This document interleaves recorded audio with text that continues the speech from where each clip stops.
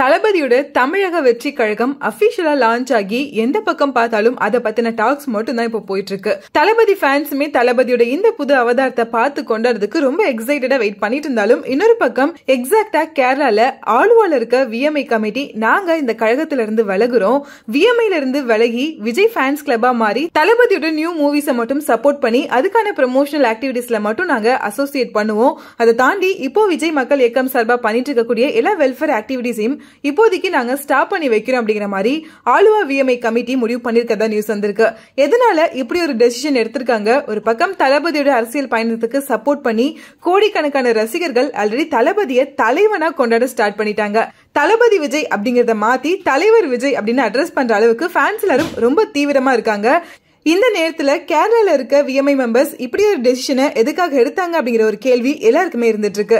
ஃபேன்ஸுக்கு மத்தியில தளபதி அரசியலுக்கு வந்திருக்க வேண்டாம், அரசியலுக்கு வந்திருந்தாலும் சினிமாவை விட்டு விலகிறதா எடுத்த அந்த டெசிஷன் ரொம்பவே தப்பா இருக்கு அப்படின்னு பல கன்ஃபியூஷன்ஸ் அண்ட் ஆர்குமெண்ட்ஸ் எல்லாம் போயிட்டு இருந்தாலும், தளபதி அவரோட விஷன்ல ரொம்ப தெளிவா இருக்காரு. அரசியலுக்கு நான் வரேன் அப்படிங்கறதையும், அரசியலுக்கு வரத சும்மா டைம் பாஸ்க்காகவோ என்னோட இன்னொரு ப்ரொஃபஷனா சூஸ் பண்ணியோ நான் வரல, பியூரா மக்களுக்காக நான் நிறைய பண்ணணும், சினிமாவை விட்டுட்டு அரசியல்ல மக்கள் நலனுக்காக முழு மூச்சா இறங்கி வேலை பார்க்கணும் அப்படிங்கறதுதான் என்னோட கொள்கையா இருக்கும் அப்படின்னு சொல்லியிருந்தாரு. தளபதியோட இந்த டெசிஷனுக்கு அரசியல் கட்சி தலைவர்கள்ல இருந்து சினிமா செலிபிரிட்டிஸ்னு பல பேர் சினிமா கெரியர்ல இப்படி ஒரு பீக் டைம்ல இருக்கும்போது அதை விட்டுட்டு அரசியலுக்கு வர போறேன் அப்படின்னு தளபதி ஒரு ஸ்ட்ராங் அண்ட் போல்டான டெசிஷன் எடுத்திருக்காருன்னு அவருக்கு சப்போர்ட் பண்ணி அவங்களோட விஷயமே கொடுத்துட்டு இருந்தாங்க.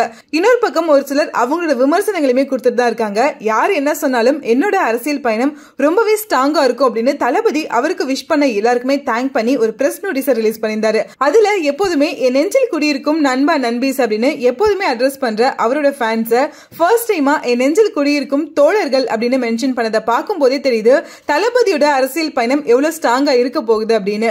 நீங்க அஸ் அ தளபதி ஃபேனா தளபதியோட அரசியல் பயணம் பத்தி என்ன நினைக்கிறீங்க? அவரோட இந்த டெசிஷனுக்கு உங்களோட சப்போர்ட் எந்த அளவுக்கு இருக்கும் அப்படிங்கறத கமெண்ட்ல கூட ஷேர் பண்ணுங்க.